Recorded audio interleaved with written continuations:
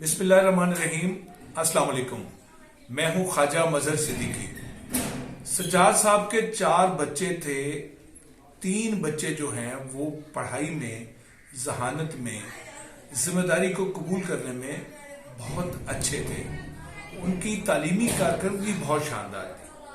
छोटा बच्चा जो है उसका पढ़ाई में दिल नहीं लगता था। मुख्तलिफ स्कूल बदले, उस्ताद बदले, तरीकाकार बदला, मगर उसे पढ़ाई में कोई दिलचस्पी ना थी। सज्जाद साहब की परेशानी बढ़ती जा रही थी कि 3 बच्चे तो आला कारकर्दगी का मुजाहरा कर रहे हैं, छोटा बेटा जो है वो पढ़ाई के नाम से भी दूर भागता है। उसे यूं समझिए कि पढ़ाई के नाम से चिढ़ हो गई थी, वो पढ़ने लिखने की तरफ नहीं आता था। सज्जाद साहब ने दोस्तों से मशवरा किया तो पता चला करीब के गांव में एक बहुत बुजुर्ग उस्ताद हैं। वो बहुत अच्छी टेक्निक है उनके पास पढ़ाने की, खास तौर पे उन बच्चों को जो पढ़ने की तरफ रागिब नहीं होते, आमादा नहीं होते, जिद कर जाते हैं, पढ़ाई से दूर रहते हैं। सज्जाद साहब ने उन बुजुर्ग टीचर से रब्ता किया और उन्हें अपने बेटे को पढ़ाने की दावत दी, जो उन्होंने बाखुशी कबूल कर ली। अब वो रोजाना साइकिल पर आते और उस नन्हे बच्चे को पढ़ाई की तरफ तरगीब दिलाते। बच्चा जिद्दी था, उसे पढ़ने का कोई शौक नहीं था। उस्ताद ने छोटे छोटे होमवर्क देने शुरू किए, क्लास वर्क देने शुरू किए, मगर बच्चा किसी तरह पढ़ाई पर नहीं आता था। उन्होंने उसको जब लिखने पढ़ने के लिए कुछ दिया तो बच्चा जिद में गलत मलत लिख लेता था, ऊट पटांग लिख देता था या नोटबुक पर गलतियां करता था। तो वो उसके गलत काम को गुड, वेरी गुड, एक्सीलेंट देकर चले जाते। सज्जाद साहब ने चंद दिन बाद देखा कि बच्चा नोटबुक पर होमवर्क और जो क्लास वर्क होता है उसमें बहुत सारी गलतियां करता है, जबकि टीचर उसे गुड, वेरी गुड, एक्सीलेंट देकर चले जाते हैं।